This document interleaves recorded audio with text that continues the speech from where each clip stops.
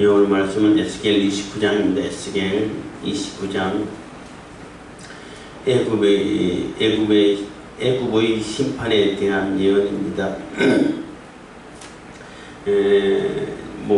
이스라엘 주변에 있는 7 나라의 심판에 대해서 마지막 애굽에 대한 심판을 얘기하고 있습니다.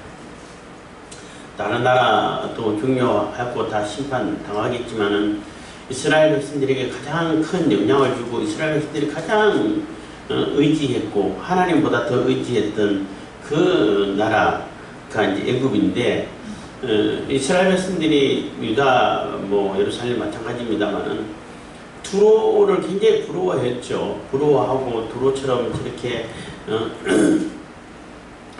됐으면 좋겠다 이렇게 부러워했지만은 그래도 끝까지 의지하고 그래도 마지막까지 우리를 보호해 줄 것이다.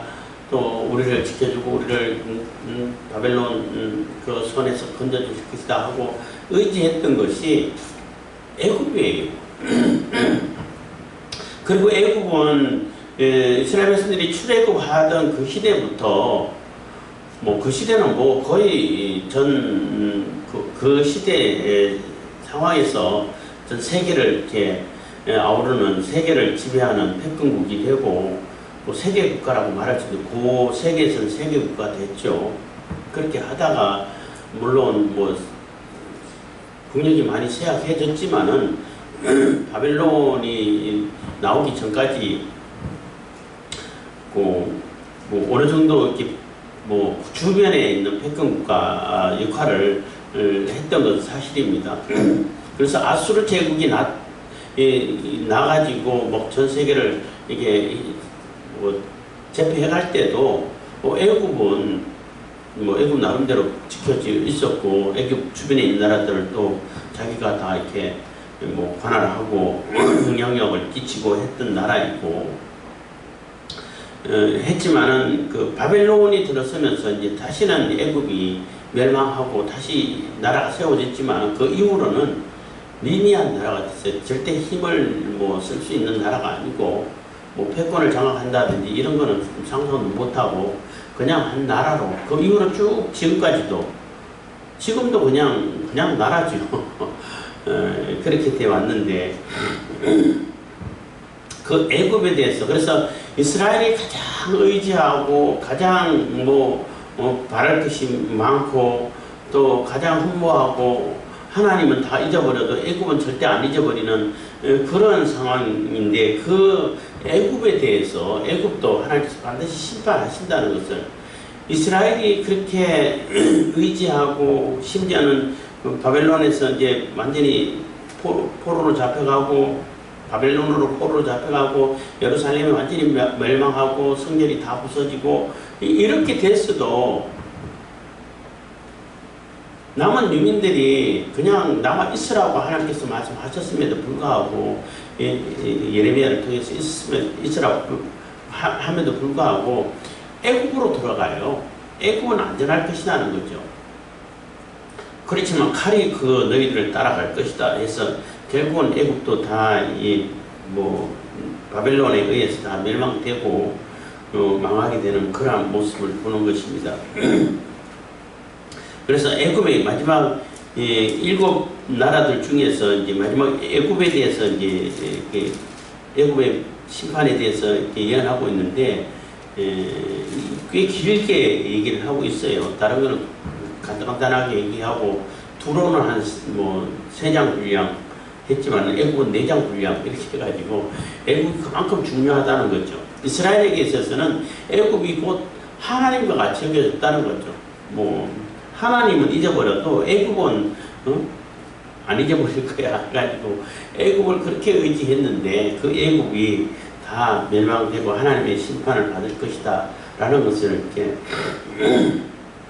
예언해주고 있는 것입니다. 29장 1절입니다. 제 10년 10월 12일에 여호와의 말씀이 내게 임하여 가라사대에서 제 10년이라는 얘기는 그 에스겔이 바벨론으로 포로로 잡혀온 지 10년도 되고 또 그 여호야김의 아들 여호야긴 왕이 이 바빌론으로 포로로 잡혀왔을 때 똑같이 왔으니까 그때로부터 해서 10년이라는 얘기인 거예요.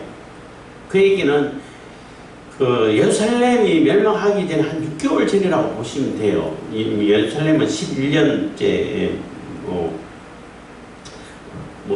11년 몇월 이렇게 5월인가 6월인가 하여튼 그때 이렇게 멸망됐으니까, 그러니까 10년 10월 12일이라는 얘기는 한 6개월 정도 미리 망하기 6개월 전에 이 예언이 이렇게 에스겔에게 주어졌다는 것입니다. 그리고 에스겔은 이렇게 예언을 받았을 때 대부분 그 날짜를 상세하게 기록해요.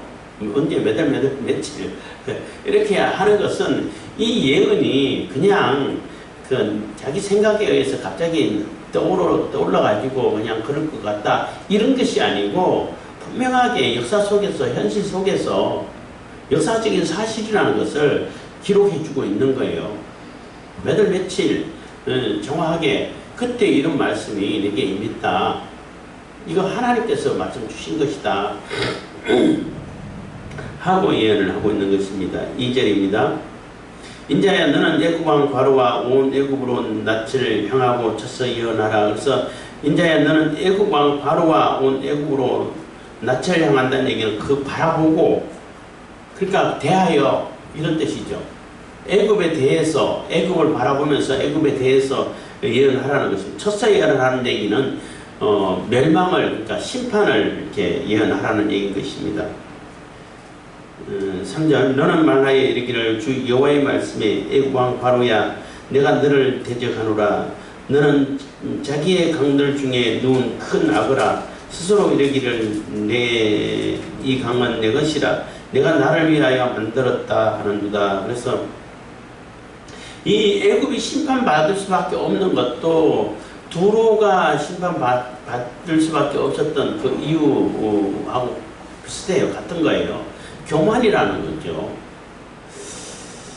그 애굽은 그 나일강이 애굽을 뭐 세우고 먹여 살리고 한다라고 볼 수 있죠. 나일강 그 하루에 삼각지에서는 뭐 계속 그 범람해가지고 옥토를 만들어주고 거기서는 뭐 그 곡식이 끊어지지 않아요. 떨어지지 않아요. 비가 오고 안 오고 상관없이 뭐 2모작 3모작 해가지고 굉장히 곡식이 풍성해지는 그러한 애굽인데, 그러다 보니까 이스라엘 사람들이 애굽을 그렇게 동경하는 거예요. 와, 저 애굽은 이 양식이 떨어지지를 않아.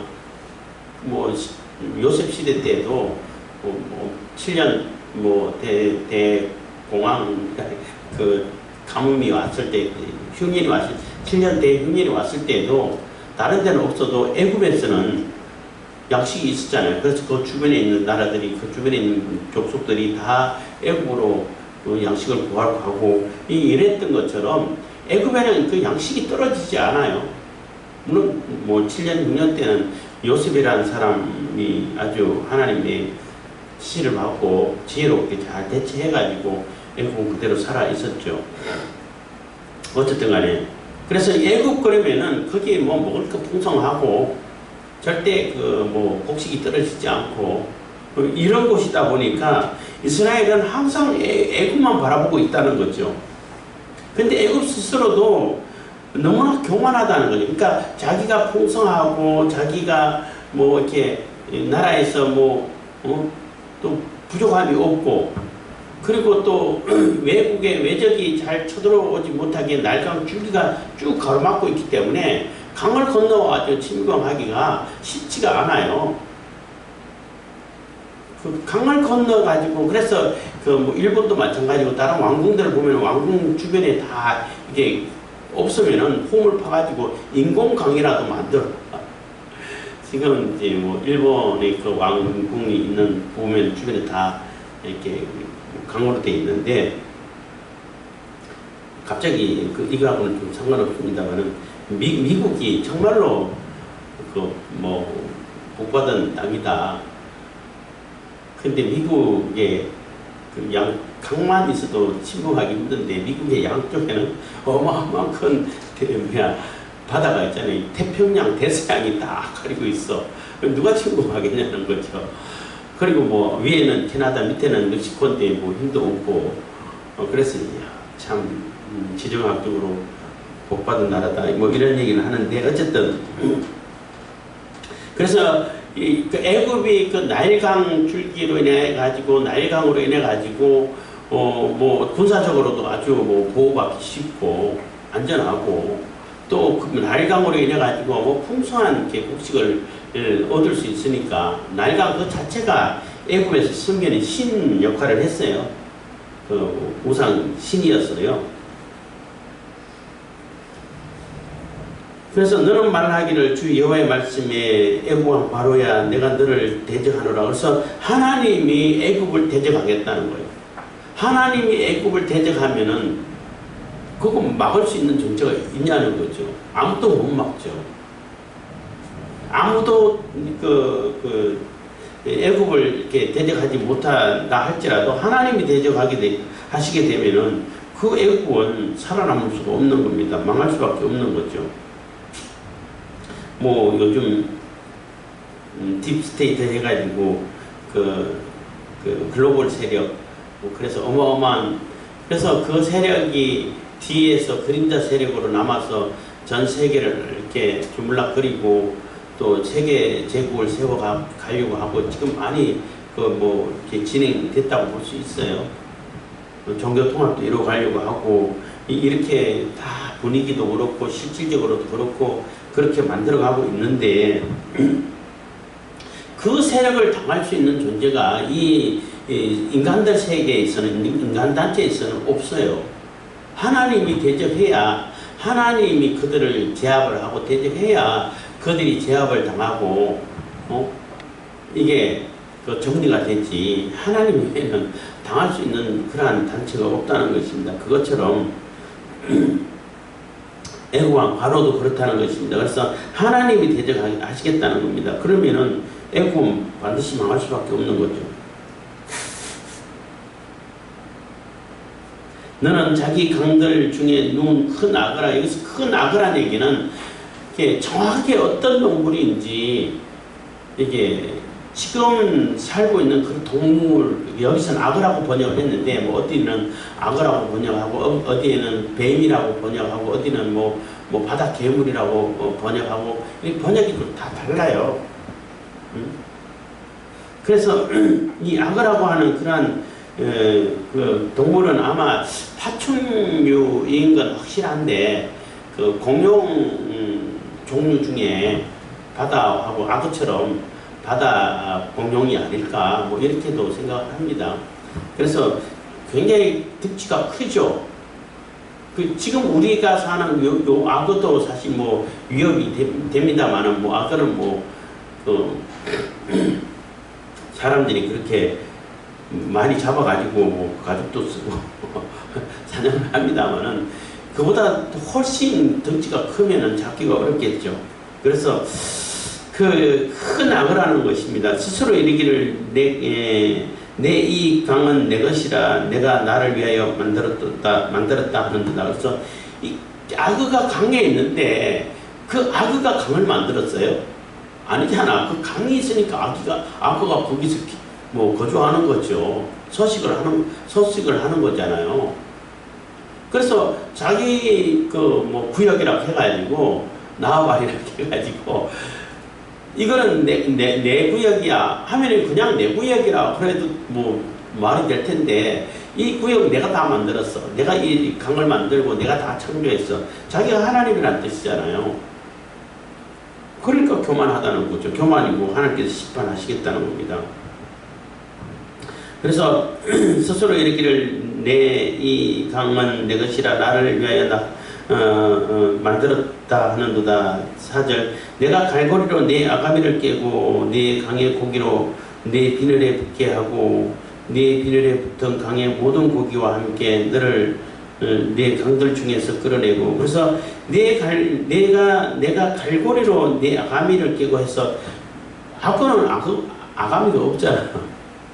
물고기는 아감이 아닌데 그래서 물고기 물에서 이렇게 서식하기 때문에 아감이라는 표현을 썼고, 실질적으로 악어를 사냥할 때에 고기를 이렇게 달아가지고 그 낚싯바늘, 갈고리죠. 뭐 낚싯바늘은 아니고 물고기 잡는 낚싯바늘은 아니고 큰 갈고리라고 볼 수 있는데, 그렇게 해가지고 요 아래 턱을 끼워가지고 턱에 이제 끼어서 잡고 그렇게 한다고 그래요.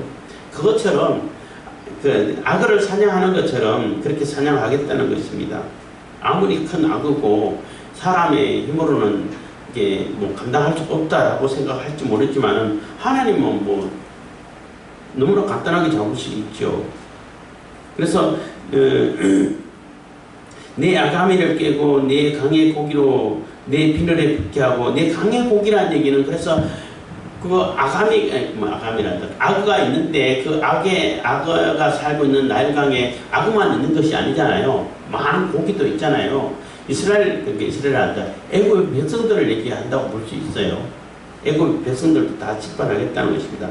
뿐만 아니라 애굽 백성뿐만 아니라 주변의 애국의 위성 도시라든지 위성 국가라든지 뭐 식민지라든지 속국이라든지 이런 나라들도 다 포함된다고 볼 수 있어요.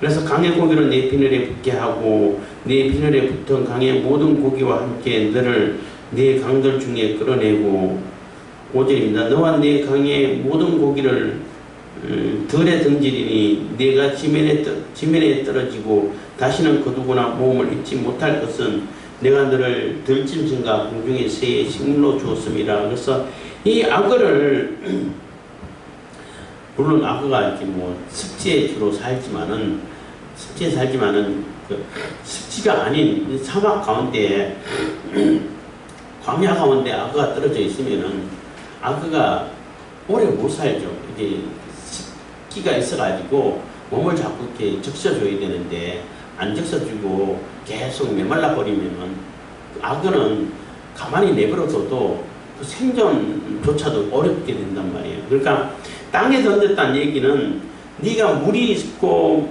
습지가 있고 이런 데는 네 마음대로 네가 왕노릇 했지만은 니를 잡아가지고 저기 광야의 사막에 던져놔버리면은 뭐 완전히 메마른 곳에 던져놔버리면 네가 살 수 있냐는 거죠. 결국 날아가는 새들이 쪼아먹고 죽으면은 그 들짐승들이 뜯어먹고 한다는 것입니다. 그래서 심판한다는 얘기인 것이죠. 다시는 거두거나 모험을 잊지 못할 것은, 그래서 그 자기가 그 왕 노릇하면서 이건 내 것이다 해가지고 자기의 모든 것을 다 자기 소유로 삼고 다 자기 수입으로 삼고 이런 거 못하게 될 거라는 거죠. 6절입니다. 애굽의 모든 거민이 나를 여호와인 줄 알리라. 애굽은 본래 이스라엘 족속에게 갈대 지팡이라. 그래서 그렇게 애굽이 심판 당하는 것을 보고 애굽의 거민들이 여호와 하나님께서 이렇게 하시는 분이 여호와 하나님이시구나. 하나님은 여호와 하나님이 참 하나님이시구나. 이렇게 알게 된다는 거죠. 그 애굽은 그 이스라엘 백성들이 출애굽할 때도 하나님을 경험해 봤잖아요. 그리고 출애굽한 이후에 뭐 더 이상 뭐 이스라엘하고는 뭐 왕래는 했지만은 뭐 억압을 한다든지 하지 않았기 때문에 그대로 이렇게 왕국을 건설하고 살았지만은 그 하나님을 경험할 수 있는 그러한 기회가 있었음에도 불구하고 하나님 여호와 하나님에 대해서 인식을 가지지 못하고 결국은 다 방황을 보고, 그러니까 애굽이 이스라엘 백성들이 출애굽할 때도 하나님께서 다 그들을 치는 것을 보고 재앙을 내리고 뭐 다 이렇게 장자를 죽이고 홍해를 가르고 그런 걸 보고 여호와께서 하나님이시구나 깨달았는데, 그리고 또 잊어버리고 있다가 지금도 마찬가지로 이 애굽이 그렇게 철저하게 심판을 당하는 것을 보고 그때서야 알게 될 거라는 거죠. 애굽은 본래 이스라엘 족속의 갈대 지팡이라. 7절 그들이 너를 손으로 잡은 즉 네가 부러져서 그들의 모든 어깨를 찢었고 그들이 너를 의지한 즉 네가 부러졌어 그들의 모든 허리로 흔들리게 하였느니라. 그래서 지팡이는 이렇게 사람들이 이렇게 힘들고 나름대로 이렇게 의지처라고 말할 수 있는 거잖아요. 조금 의지해갖고 지팡이라도 의지하면은 걷는데 조금 도움이 되기 때문에 이 기력이 약하고 힘이 약할 때는 지팡이를 쓰잖아요. 근데 그 지팡이가 튼튼해야 돼. 가볍고 튼튼해야 돼. 근데 갈대 지팡이는 갈대는 비었잖아요. 속이 비었기 때문에 겉으로는 튼튼해 보이고 좀 굵게 생기다 하더라도 그것을 가지고 지팡이로 삼으면은 부러져 버리죠. 속이 꽉 차 있으면 그래도 어느 정도 견딜 텐데 텅 비어 있는데, 근데 문제는 그 부러지는 것 자체도 문제겠지만은 그보다 더 큰 문제는 이 갈대가 이렇게 비어 있다 보니까 부러지면은 그 곳이 굉장히 날카로워요. 일반 나무하고 달라. 나무는 그냥 뚝 부러지면은 뭐 그렇게 날카롭지는 않는다 할지라도 그럴 텐데, 갈대 껍데기가 굉장히 날카롭다 보니까 이게 내가 의지하고 짚었는데 뚝 부러져 버리면은 그 부러진 자체가 내 어깨에 옆구리에 찔려버린다는 거예요. 굉장히 그러한 상처를 크게 입을 수밖에 없게 되는 거죠. 그래서 부러지는 것도 문제인데 그보다 더 큰 문제는 부러진 그 갈대가 나를 상하게 만든다는 거예요. 굉장히 치명상을 입힌다는 겁니다. 그 이스라엘이 그렇다는 거죠. 애굽을 의지하고 짚었는데, 의지를 했는데 그 지팡이가 갈대 지팡이에요. 그럼 부러질 수밖에 없고, 부러지는 것으로만 그치는 것이 아니라 부러져서 그 부러진 그 갈대 지팡이가 찔러가지고 치명상을 입을 수밖에 없는 그런 상태가 된다는 거죠. 그래서 너를 손으로 잡은 적, 그들이 너를 손으로 잡은 적 네가 부러져서 그들의 모든 어깨를 찢었고, 그들이 너를 의지한 적 네가 부러져서 그들의 모든 허리로 흔들리게 하였느니라. 그래서 허리로 흔들리게 한다는 얘기는 이게 부러졌기 때문에, 부러졌으니까 의지하지 못해서 비틀거리잖아요. 비틀거릴 수밖에 없잖아요. 이렇게 집었는데 뚝 부러져 버리니까 앞으로 그냥 휘청거릴 수밖에 없는데, 그렇게 허리로 흔들리게 됐다는 얘기는 중심을 잡지도 못하고 큰 피해만 입었다는 것입니다. 어깨 찔리고 허리 중심도 못 잡고 이렇게 된다는 거죠. 8절입니다. 그러므로 나 주 여호와가 말하노라. 내가 칼로 네게 임하게 하여 네게서 사람과 짐승을 끊은즉 애굽 땅이 사막과 황무지가 되리니 그들이 나를 여호와인 줄 아리라. 네가 스스로 이르기를 이 강은 내 것이라 내가 만들었다 하도다. 그래서 내가 만들었어, 이거 내 것이야, 내가 만들었어, 이렇게 교만하게 얘기했는데 네가 한번 이렇게 심판을 당해봐. 그래서 다 황무지를 만들어버리고 사막처럼 되게 만들어버리고 피폐하게 만들어볼 테니까 그거 네가 만들었다고 했는데 또 다시 한번 만들어봐 하는 얘기가 되는 거죠. 그래서 그 나일강에 있는 악어로 비유되는 그 애굽 왕 바로라고 말할 수 있는데, 애굽 왕이 또 애굽이 자기가 모든 것을 창조하고 만들었고 하나님인 것처럼 얘기했지만은 실질적으로 하나님이 심판하실 때는 자기가 다시 그것을 만들 수 있냐 하면 못 만든다는 거예요.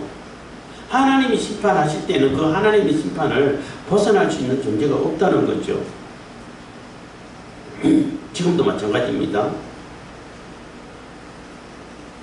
10절입니다. 그러므로 내가 너와 네 강들을 쳐서 애굽 땅 믹돌에서부터 수엔의 곧 후스 지경까지 황무지 곧 사막이 되게 하리니. 그래서 애굽 전체를 심판하시겠다는 거예요. 믹돌에서 수엔의 구스 한 얘기는 제일 위 꼭대기에서 제일 아래쪽까지, 단에서 부엘세바까지 이스라엘 얘기할 때는 그렇게 얘기하는 것처럼 전체를 얘기하는 것입니다. 그래서 황무지 곧 사막이 되게 한다는 얘기는 많은 곳이 사막이 되긴 했지만은 하나님의 심판을 받아가지고 완전히 폐허가 되다시피 하게 된다는 거죠. 그렇다 해갖고 완전히 사람 못 사는 동네는 아니었지만 완전히 황무지처럼 폐허처럼 그렇게 심판을 하실 거라는 거예요.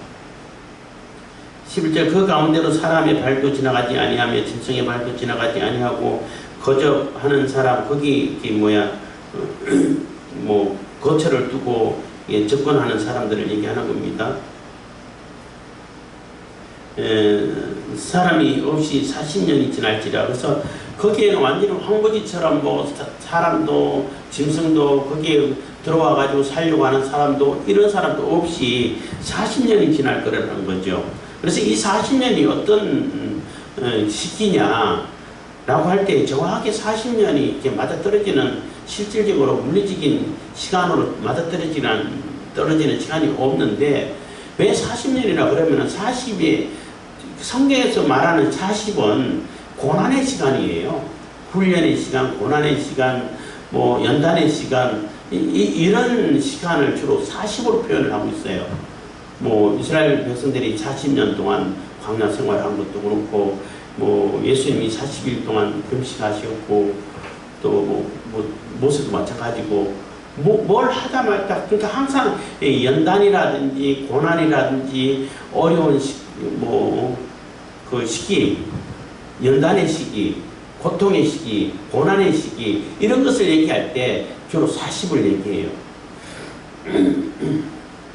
그래서 애굽도 마찬가지로 그러한 연단과 고통과 굉장히 어려운 시기를 지날 거라는 거죠. 12절, 내가 애굽 땅으로 항모한 열국같이 항모하게 하여 애굽 성읍도 사막이 된 열국의 성읍같이 40년 동안 항모하게 하고, 애굽 사람들은 각국 가운데로 흩으며 열방 가운데로 해치리라 해서 다 흩어버리고 해칠 거라는 거죠. 그래서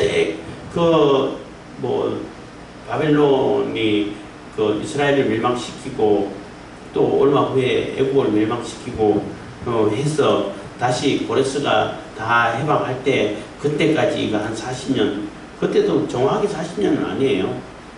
그때 기간이다 뭐 이렇게 해석하는 사람도 있는데, 그렇지 않고 어쨌든 정확하게 맞아떨어지는 40년은 없으니까 이게 상징수라고 봐야 되는 거죠. 연단과 고난의 시간이 있을 것이다 라는 것입니다.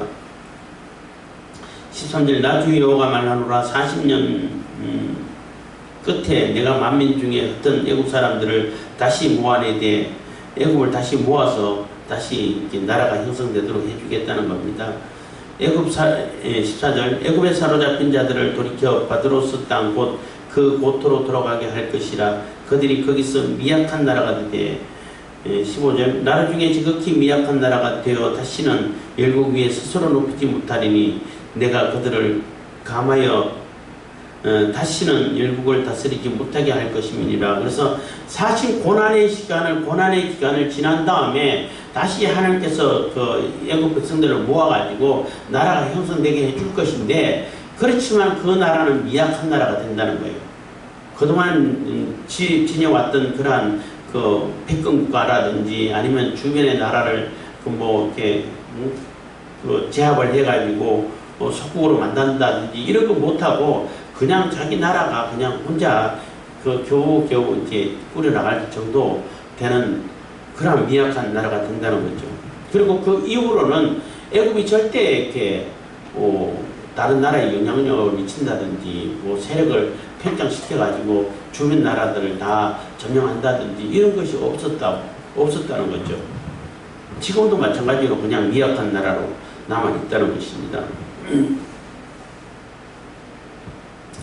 16절, 그러니까 열국을 다시는 열국을 다스리지 못하게 할 것이니라 한 얘기는, 그동안은 패권국가로서 굉장히 강력한 나라로 군림해 왔다는 겁니다. 가장 세계적으로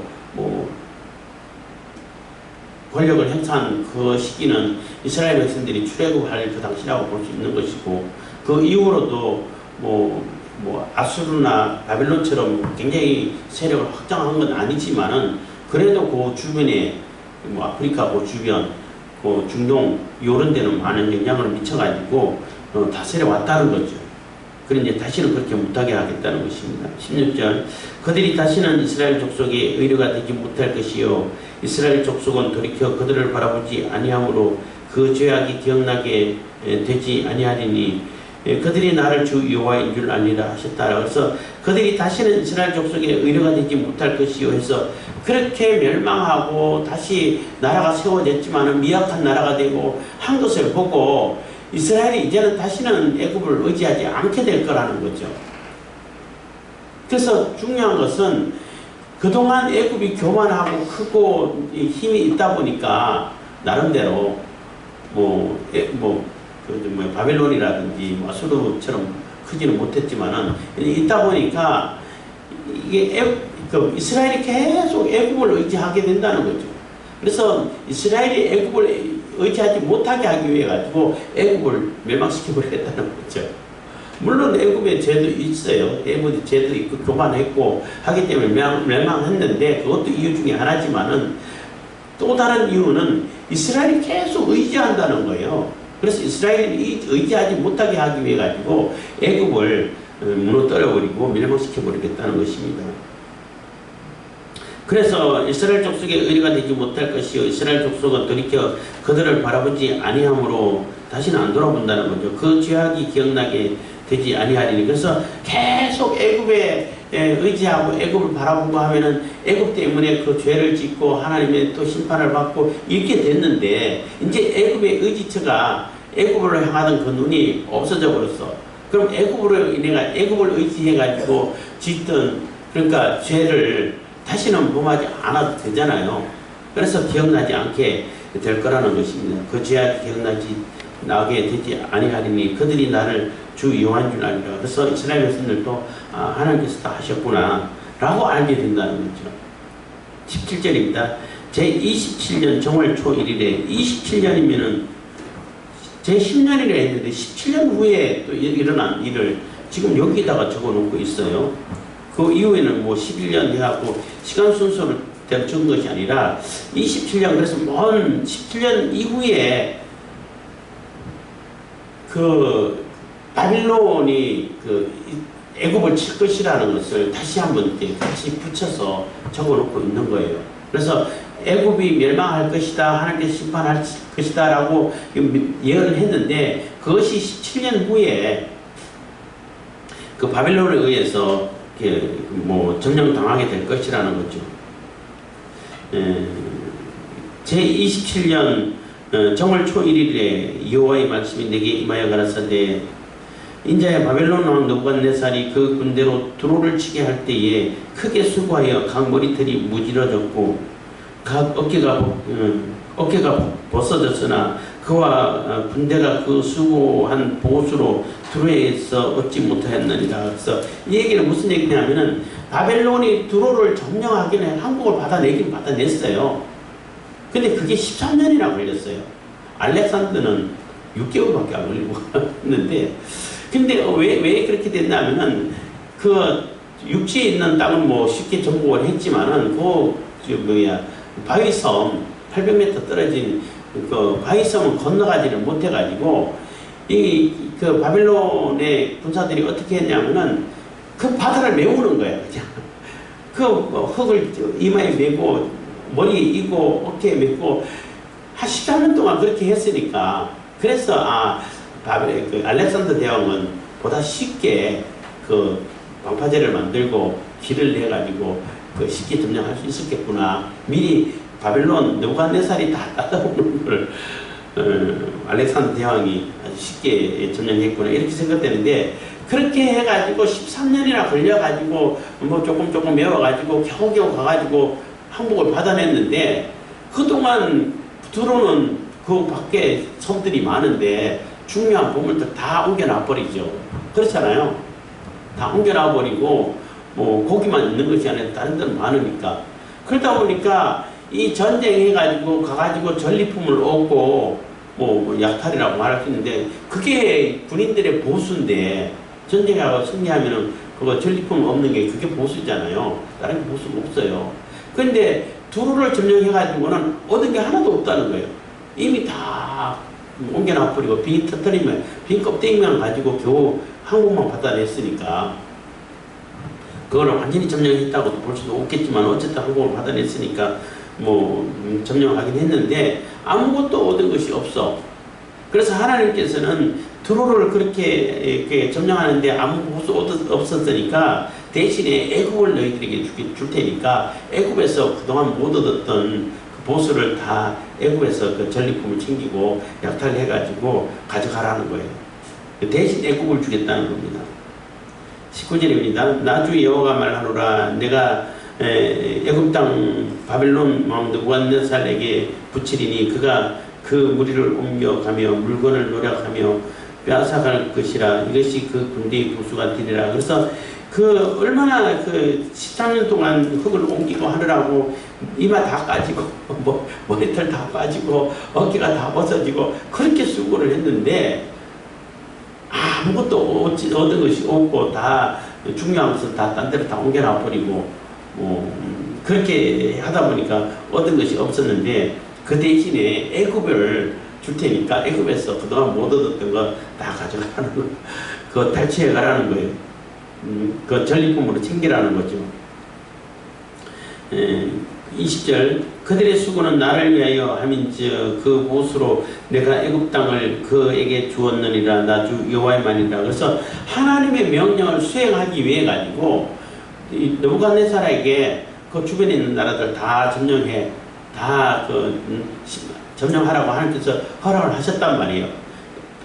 그 예루살렘, 이스라엘, 유다, 예루살렘도 다 하나님께서 허락을 하셨단 말이에요. 네가 다 가져. 죄로 인해 가지고 심판하기 위해 가지고 심판의 도구로 쓰시겠다고 한 거죠.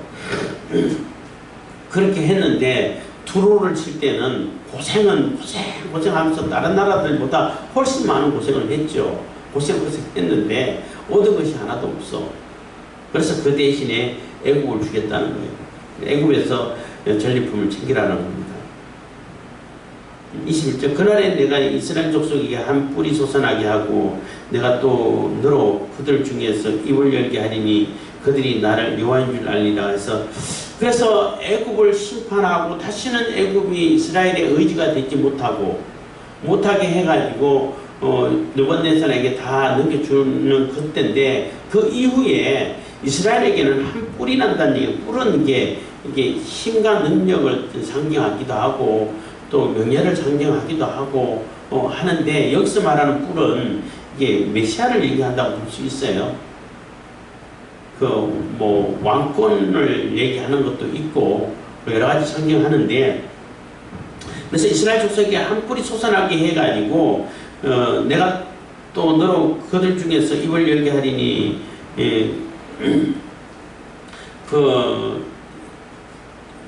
에스겔이 그들에게 이스라엘 사람들에게 예언하게끔 한다는 것이죠. 그들이 나를 여호와인 줄 알아요. 그래서 지금 이스라엘이 이렇게 망해가고 바벨론에게서 다 이렇게 멸망해 갔지만은 다시 하나님께서 회복시켜 가셔가지고 다시 왕권을 세워 주실 거고 또 영원한 하나님의 나라를 세워갈게 할 거야. 그러니까 메시아를 이렇게 예언하고 상징하고 있는 거죠. 그런 하나님 나라를 온전히 세워갈 것이야 하고 에스겔의 입을 통해 가지고 예언하게 할 거라는 거죠. 예언하게 했다는 거죠. 그래서 그것이 이루어지는 것을 보고 나를 여호와인 줄 알 것이다. 그들이 여호와 하나님이 참 하나님이시고 그 하나님이 이루시는 것이 올바른 참된 역사이구나. 이 역사는 여호와 하나님께서 따라 이끌어 가시는구나 라고 알게 될 것이라는 거죠. 그래서 교만하게 되면은 하나님께서 심판해요. 그 시기가 좀 더 우리가 원하는 그 시기가 아닐지 모르겠지만은 그래서 좀 불편하고 우리가 좀 빨리 이렇게 이루어졌으면 좋겠다 이런 아쉬움은 있을지 모르겠지만은 하나님께서 반드시 심판해요. 그래서 내가 누리고 있는 이 혜택이라든지 이런 것에 대해서 하나님께서 주신 은혜라고 생각하고 감사할 수 있어야 되는데 내게 주신 그러한 여건이라든지 환경이라든지 그 여건을 내가 만든 걸 내가 만들고 내가 다 이거 다 내 거야 내가 만들어서 이렇게 교만하게 되면은 그것마저도 뺏어와 버린다는 거예요. 내가 이거 다 없앨 테니까 네가 만들었다고 그랬지 또 한 번 만들어봐 이 얘기를 한다는 거죠.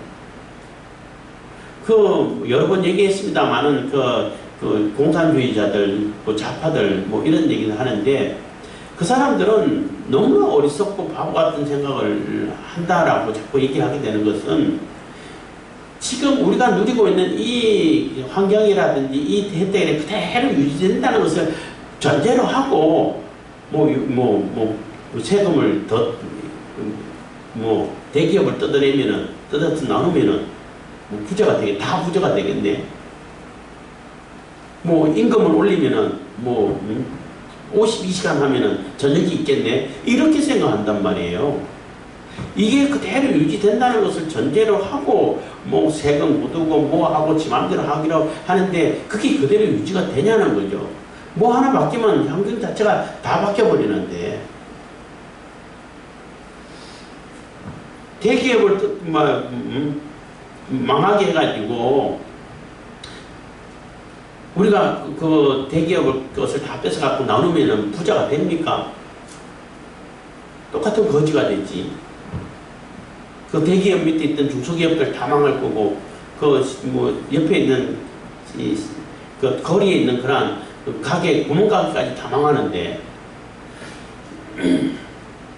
그런 일들을 여러 번 경험하고, 또 전라도에서도 여러 번 경험하고 했음에도 불구하고, 그거는 그거고, 자기가 하는 거는 절대 안 그럴 거라고, 이렇게 생각하면서 자꾸 이렇게 교만하게 생각하고 있는데, 다 어리석은 짓이라는 것입니다. 그래서 내게 주어진 그 환경이라든 것을 그동안 쌓아왔던 그것을 고마워하고 감사하고 그것을 잘 유지하고 지키고 앞으로 더 발전시키려고 하는 그런 생각을 해야 되는데 그러지 않고 자꾸 있는 것까지 다 없애버리려고 하는 그러한 모습에 안타까움이 있고 우리가 의지해서는 안 될 것을 하나님만 의지해야 되는데 하나님이 아닌 다른 것을 의지할 때는 하나님께서 그것까지도 다 없애버린다는 거예요. 하나님만 바라보게 하기 위해 가지고 우리가 의지하고 우리가 기대하고 있던 그런 것까지 다 이렇게 하나님께서는 심판하셔가지고 오직 하나님만 바라보게끔 하게 하신다는 것입니다. 기도하겠습니다. 사랑해 주시는 감사합니다. 이 시간에도 은혜와 고백하시는